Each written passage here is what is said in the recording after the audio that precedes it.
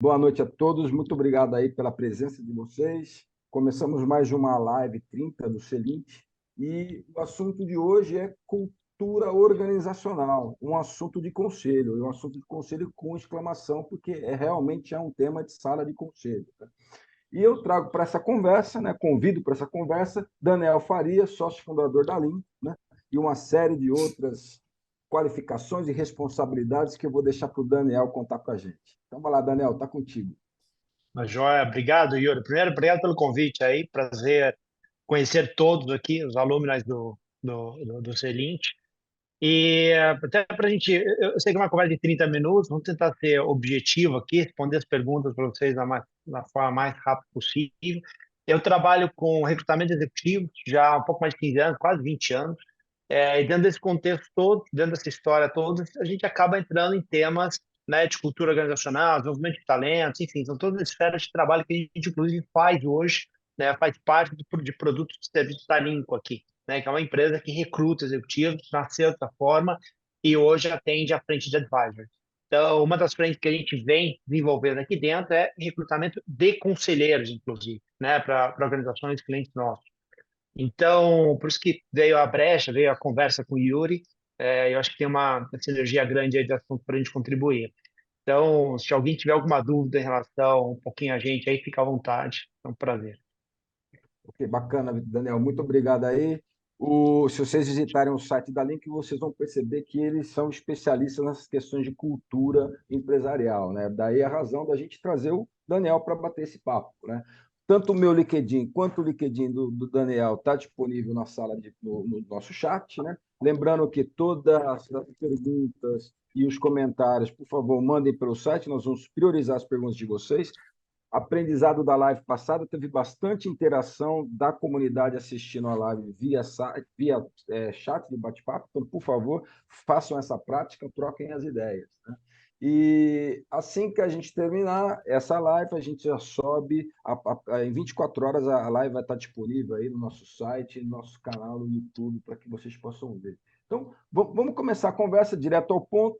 Daniel, define para a gente o que é cultura, tanto no âmbito da sociedade quanto no âmbito da empresa. É. Boa pergunta. O tema cultura ainda é meio controverso quando a gente fala de definições, né? Você pode entrar hoje no chat GPT, você pode entrar no dicionário, diversas formas, você vai ver definições diferentes.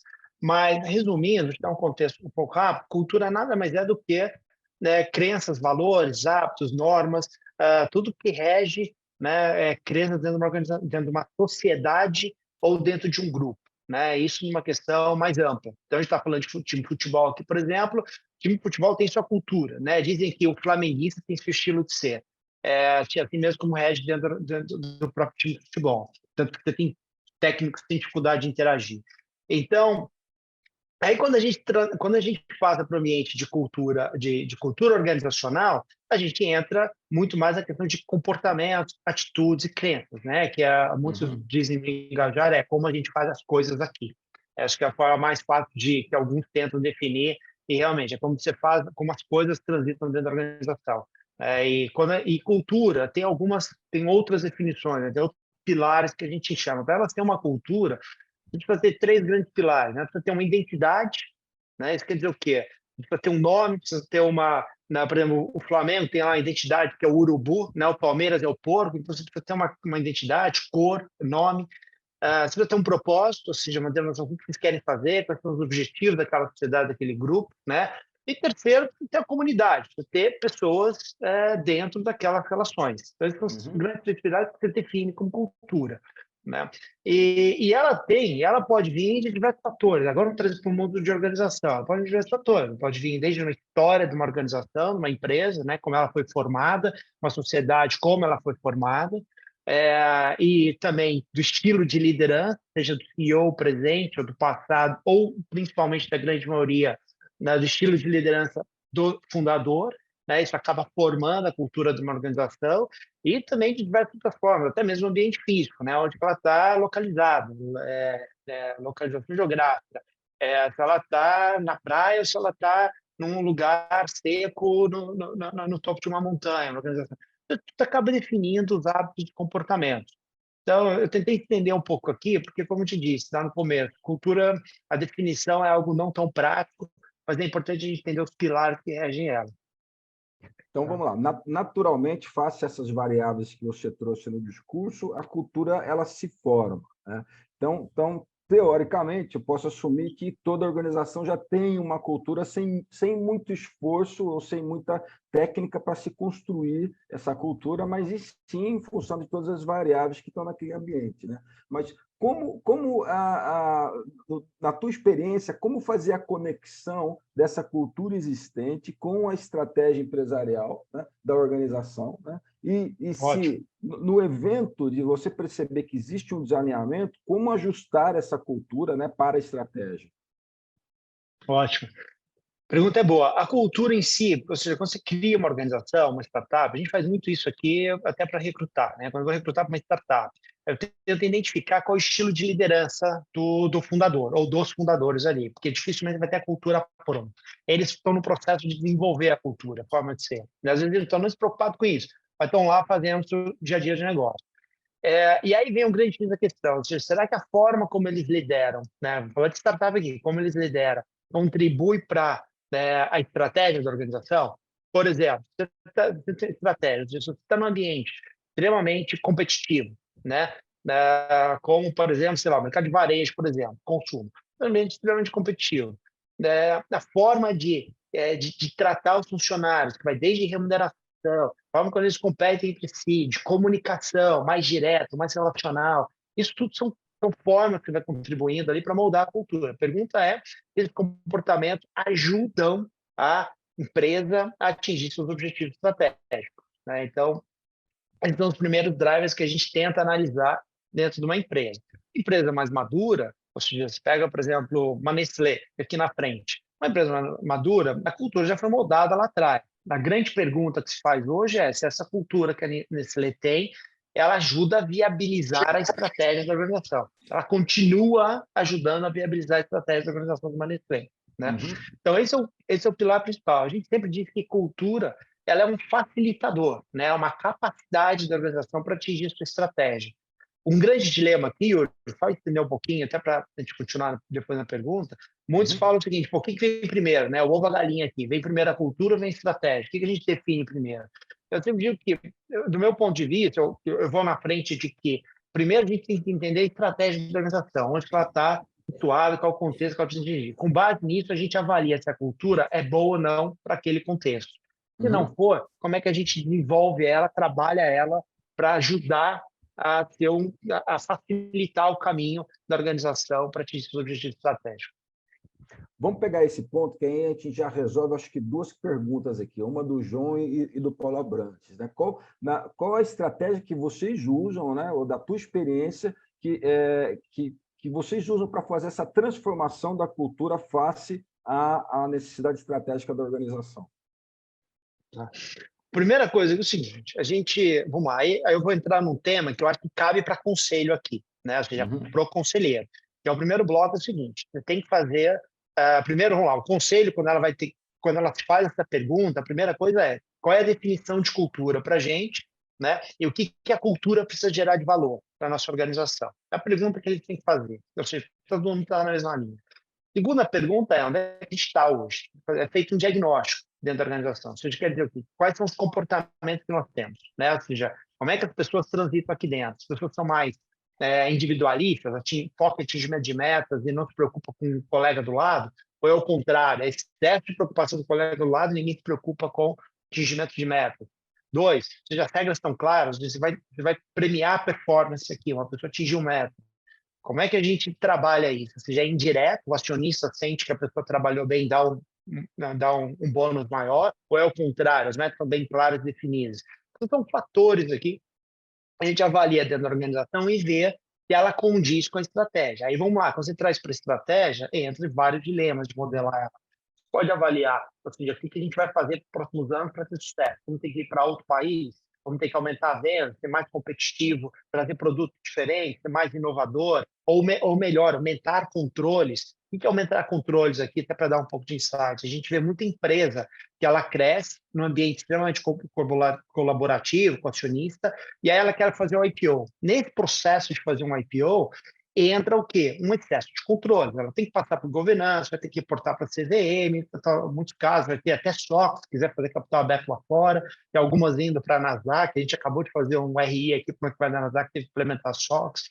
Então, você passa por um excesso de controle. Isso muda o perfil de cultura da organização, tá? Então, você tem alguns choques dependendo de onde, do contexto onde ela vai competir. Respondi sua pergunta, Yuri? Acabei adiantando aqui, não sei se entrei nos detalhes. Eu acredito que sim, o Daniel. Mas vamos lá, vamos para o ponto. Você trouxe a questão do conselheiro, né? E aí me recorreu um ponto que a gente conversou, né? O conselheiro, vamos imaginar que a questão de cultura não é um assunto discutido em conselho, não faz parte da estratégia, enfim, não está na pauta anual do conselho, né? Mas o conselheiro ele tem condições de perceber qual que é a cultura da organização, né? Apesar de que existe um gap, né? Da cultura do conselho, né? Onde ele consegue perceber com a cultura da organização, né? Posto isso, né? Naquilo que você já percebeu assim da tua experiência, né? Esse conselheiro ele atua na mudança da cultura em função do que ele percebe de planejamento estratégico na organização, ou ele como se diz, deixa como está e espera para ver o que vai acontecer no desenvolvimento? É uma boa pergunta. Do nosso ponto de vista aqui, é responsabilidade do conselho atuar nas questões culturais. Tá? Tem que ser responsabilidade do conselho, seja ele administrativo ou consultivo. Tá? Vou te falar um pouco do que a gente entende hoje para onde o mercado está indo. Conselho. Tá? Quando a gente fala quais são pautas do conselho, além de governança, você tem o quê? Tem estratégia, tem recursos financeiros, que muitas vezes rege o tema em conselhos, né? Ou seja, estratégia de organização, recursos financeiros. Hoje em dia, cara, estratégia está relativamente fácil de ser replicada. Contrato uma McKinsey, 3, 6 meses você tem direcionamento estratégico de organização.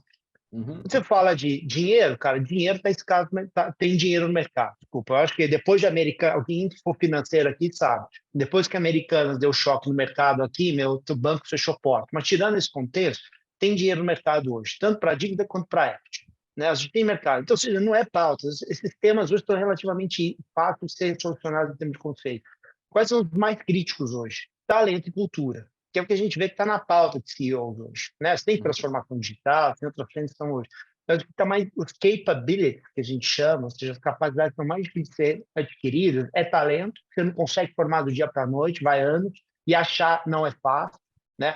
E outra é uma transformação cultural. A pergunta é, cara, temos cultura certa hoje para entregar a estratégia da nossa organização? Você não consegue mudar uma cultura do dia para a noite. O choque é muito grande. Te dar um caso aqui de um cliente que fez uma transformação cultural, que é a Rumo. Né? Ele foi lá, a Rumo comprou a parte da LL, forma mais fácil de mudar a cultura. Mandou todo mundo financeiro embora, contratou tudo de novo. Mais fácil. Né? Precisa mudar a cultura, não. Limpa a casa e põe de novo. Ou seja, tem coisas que você pode fazer de forma mais radicais, mas não é esse contexto que geralmente é procurado das organizações. Então, ou seja, o que é a ideia aqui? O conselho ele precisa estar ciente, ele precisa provocar o management da organização para avaliar se eles estão, primeiro, mensurando e se eles estão cascateando os comportamentos esperados, né, para atingimento daquela estratégia da organização. Então, faz parte do conselho, responsabilidade do conselho. Perfeito. Daniel, baseado na tua experiência, como que o processo de comunicação influencia nessa alteração ou nesse aprimoramento da cultura organizacional face ao direcionamento estratégico? Você fala comunicação, é isso? Cortou isso, a comunicação, vamos lá, o cascateamento, né, o flow down, né, do processo de comunicação. Porque você trouxe um exemplo aqui vamos lá, né, teoricamente ele tem a sua eficácia, né, troca todo mundo, né, porque a gente acabou comprando essa operação, então eu pego a minha equipe, levo para essa operação e instalo a cultura, né, mas tem o processo, por exemplo, da transformação cultural em função de uma nova visão estratégica, em função de um CEO muda muito a cultura de uma organização. Isso eu já vi exemplos, né, pelas organizações que eu passei, né, e as mudanças de CEOs e muda a estratégia e muda a cultura interna. E não é um processo rápido, né? A gente percebe que é um processo evolutivo, né? Mas, no meu ponto de vista, esses processos eles são melhores digeridos na organização mediante um processo de comunicação, né? Então, mediante a sua experiência, como que você vê, né, esse processo de comunicação em prol aí de uma mudança cultural num caminho positivo? Vamos lá, vou te dar o exemplo que a gente tem aqui hoje, quando a gente trabalha a cultura dentro das organizações, né? O primeiro bloco é montar um time de comunicação. Uhum. Tá?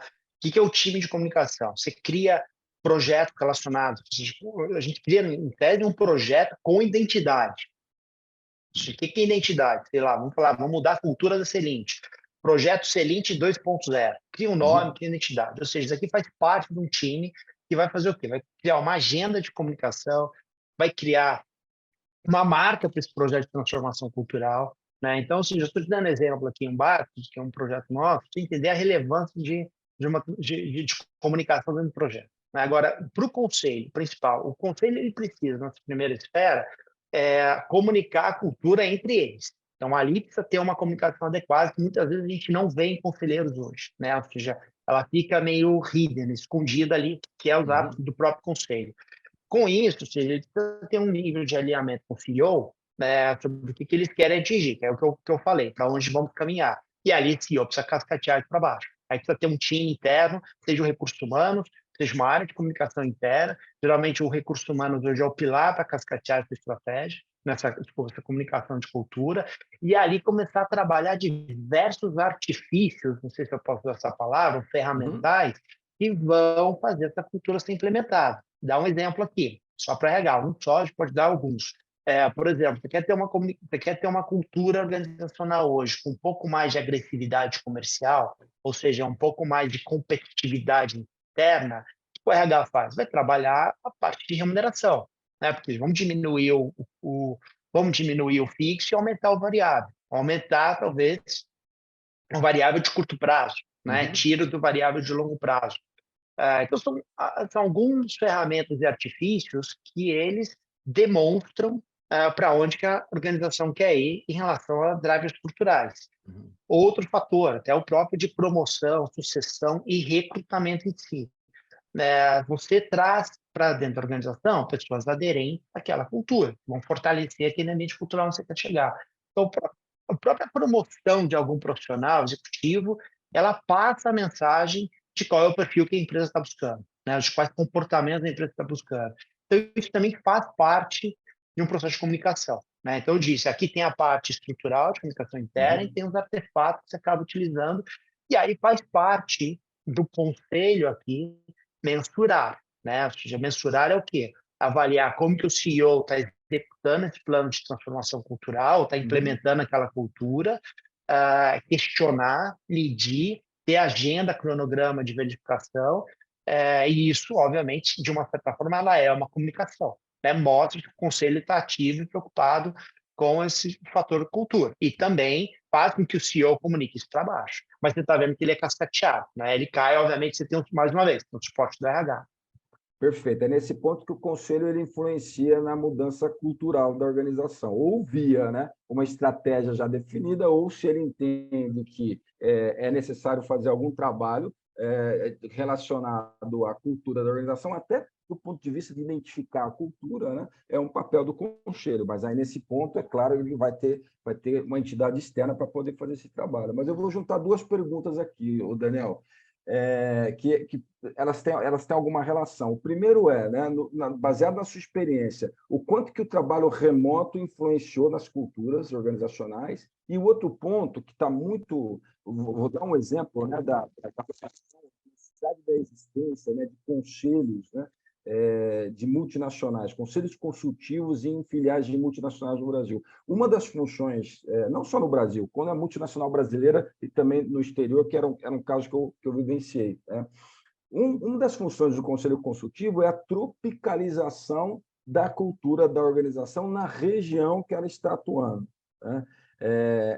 Aí a gente pode falar dessa questão do exterior, mas também uma empresa, por exemplo, nascida em São Paulo, que tem uma atuação nacional, e o Brasil é continental, né? Você imagina que aquela cultura ela tem que ser adaptada àquelas regiões, né? Então, o que você tem de experiência aí para dividir conosco a respeito desses dois pontos, Daniel? É. Me recorda só o primeiro, o que eu estava pensando aqui sobre essa É o cascajamento. trabalho remoto, a Ah, influência do tá. trabalho remoto na cultura da organização. Tá. Bem, eu vou dizer o seguinte, eu acho que o trabalho remoto hoje está impactando muito mais o estilo de liderança, ou seja, os problemas organizacionais são muito mais estilo de liderança, Uhum. e isso ficou evidente, e que está transformando a forma como a organização pensa sobre cultura remota. A gente está estamos no meio de um liquidificador aí ativo, transformando esse processo cultural. Tá? Estou te falando isso porque eu já vi empresas irem e voltarem que não conseguiram se adaptar. Estou com um cliente hoje voltando full-time remoto, full-time presencial. Isso está causando estresse organizacionais, né, dentro da organização. Então, eu acho que a gente está num processo de transição. Você falando para mim como é que isso transformou, chacoalhou, as empresas perderam talentos, tem muito talento hoje que está selecionando, então tem muitos. E aí eu digo que as empresas estão revendo a forma como elas estão trabalhando. E tem muitos que falam, não, já sabe, não vai funcionar, eu não quero escrever nada em pedra aqui. Mas o ponto é, estamos passando por esse processo de transformação, né, cultural. E aí vai, mais uma vez, me perguntar o que é o certo ou errado, como é que a gente Uhum. trabalha junto com o conselho de organizações, o pilar principal aqui, entenda o contexto da sua organização, estratégia, onde vocês querem chegar e avalia as capabilities que eles têm. Que capabilities, ou seja, em que cenário vocês estão competindo, que tipo de profissional vocês precisam trazer. São perguntas que você tem que fazer para avaliar se vamos ficar no híbrido, vamos ficar no remoto, presencial, e como é que a gente vai cascatear essa cultura para baixo. Porém, se a gente trabalhar melhor liderança, a gente consegue transitar por essas questões culturais com um pouco mais de facilidade. Tá? Agora, no ponto de internacional, muitas vezes, acho que tem dois pontos aqui. Uma coisa é uma coisa administrativa, né, para o conselho, Uhum. outra coisa é para o consultivo. Vou falar do consultivo. Eu acho que as multinacionais, muitas vezes, o que eu vejo um pouco mais de dor é tropicalizar, né? Ou seja, como Uhum. é que eu venho, trago o modus operandi lá de fora e implemento aqui no Brasil? Eu acho que para mim está esse pilar principal. Outros pontos é quando ela vai passar por algum processo transformacional, que é fazer um IPO local, a empresa quer fazer alguma transformação organizacional, algum projeto grande, elas acabam trazendo alguém com expertise específico para aquele contexto. Então, acho que diferente talvez das de empresa nacional, a multinacional acaba trazendo algum expertise mais específico para aquele contexto onde ela está inserida. E talvez não muita gente fique questionando cultura e por aí vai. Até porque, por experiência, tem muitas multinacionais que querem fazer um top-down da cultura delas lá fora na matriz, aqui no Brasil, ou seja, fazem questão de ter esse comportamento separado. Uhum. Já outras, e eu já vivi os dois contextos multinacionais, já outras não, delegam para o CEO o estilo da cultura que eles querem inserir. É óbvio, alguns pilares de governança precisam ser trabalhados, equiparados, mas a gente nota que a cultura no Brasil é diferente da cultura lá fora. É muito por viés do próprio CEO, do management, de modo geral, da forma como eles trabalham aqui. Falando de Merger Acquisition, Daniel, baseado na tua experiência, o que você tem mais visto, né? A empresa comprada, ela absorve, né, a cultura do comprador, ou a empresa comprada ela cria um mix cultural, ou a empresa comprada mantém a sua cultura, né? E como que conselho, né, pode influenciar nesse direcionamento, né, de qual cultura vai prevalecer? Tá? Cara, curioso. Tem uma estatística, eu estava fazendo com fundos private equity um tempo atrás, e é curioso como os private equity estão dando muito valor para essa questão cultural e de talento lá dentro. Tem um dado aqui que um passou, que eu acho que é um dado lá de fora, falou que um pouco mais de 50% hoje dos acquisitions que o fundo olha, eles avaliam a cultura. Se a cultura for ruim, eles podem dar para trás no processo. A não ser que eles queiram comprar só o ativo, não querem comprar o management. É coisa diferente. Você tira esse preço da conta. Mas isso quer dizer o quê? Eu acho que a mensagem é a cultura, ou seja, a forma como os talentos estão estruturados e se conversam dentro da organização, diz muito que a empresa vai conseguir perpetuar em bons resultados pós-acquisition. Tá? Então, acho que é um valor, primeira etapa, valuation da operação, isso entra, Uhum. talvez até um pouco do diligence aí. Segundo ponto que você comentou, qual cultura fica, geralmente prevalece os melhores hábitos de comportamento. Isso quer dizer Uhum. o quê? Não é nenhuma nem outra, a grande maioria acaba trazendo para dentro as melhores práticas. Tá? Se for um takeover hostil, normalmente você traz para dentro e mata outra organização. Já vi muito esse caso, ou seja, independente se a cultura é boa, traz para dentro, porque um negócio é muito grande com um negócio pequeno. É difícil uma operação menor ter sobressair dentro de uma organização maior. Tá? Mas aí, vamos lá, uma coisa que a gente tem olhado hoje, né? Que acho que alguns pontos aqui para a gente avaliar. Ou seja, quando você fala de um valuation de uma empresa, isso é outra coisa que eu aprendi de não vou de private equity, um pouco mais de 60% de um valor tá nos ativos intangíveis, que muitas vezes é marca, pessoas e cultura. Uhum. Então, essa forma de valuation também mudou. No passado, não, ou seja, os valores intangíveis tinham uma precificação menor, hoje não, aumentou bastante. Você pega empresas de serviço, como a nossa, por exemplo, recrutamento, o intangível é 90% do valor do meu negócio. Ou seja, ninguém vai comprar aqui minha base de dados que tem na nuvem. Já querem as pessoas. Então, a forma como a gente traz as pessoas no negócio muda bastante. Então, eu posso te dar alguns dados aqui de performance, mas um ponto importante é que a maioria observa, falando nessa linha que você falou de M&A evaluation, geralmente quando você olha uma organização com uma cultura forte, bem orientada, cara, pode ter certeza que ela performa 2 a 3 vezes melhor que os pares de mercado, com base na sua cultura. Tá? Isso é estatística, se eu não me engano, foi a McKinsey que soltou isso, um estudo que eles fizeram no passado, e chega a bater, se não me engano, é 3 vezes o valor. Ela tem uma cultura forte. O que é cultura forte? Bem definida e bem estruturada, que tenha um bom engajamento dos funcionários com a organização. Ela chega a performar 3 vezes mais que os peers no mercado, os pares do mercado. Vamos voltar para as startups, o Daniel, e aí para a gente fechar a nossa live, né?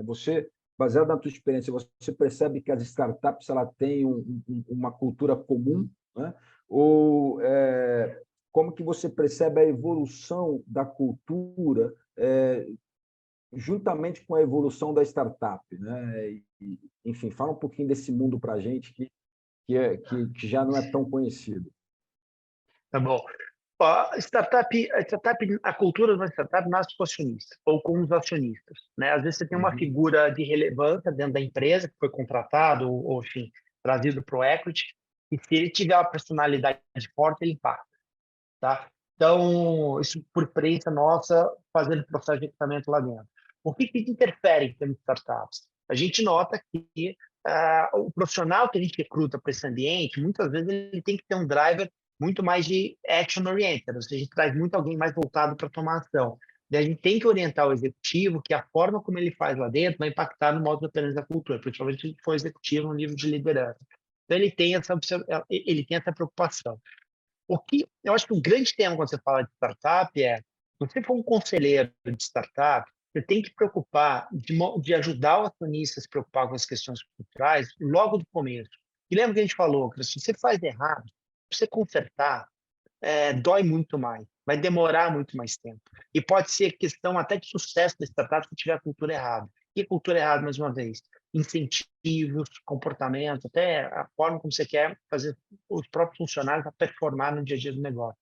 Eu fui visitar o Cubo no passado, eu vi um monte de empresas lá dentro, você vê que as pessoas não tinham essa intensidade de querer performar. Isso faz parte da cultura. Se o acionista, o fundador, não coloca esse incentivo de competitividade entre eles, para performar uma competitividade com o mercado, às vezes eles não conseguem passar o estágio 1, porque o próprio acionista não conseguiu colocar a cultura adequada para aquele contexto.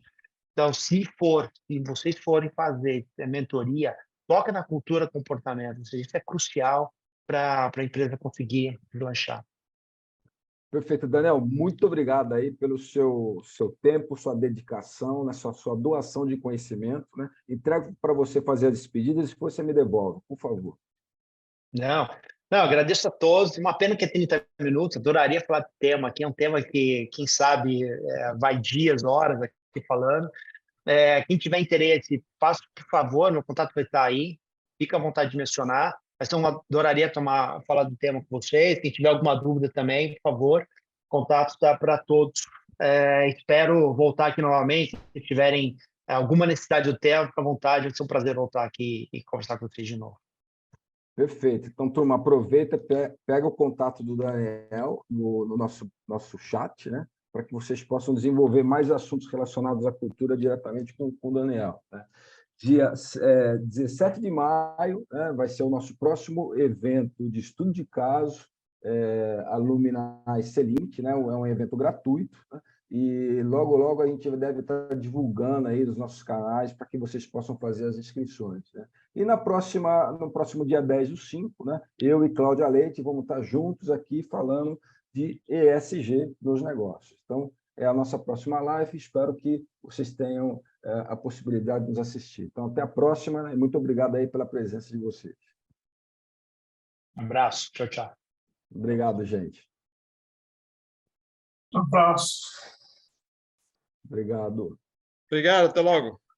Obrigado, até a próxima.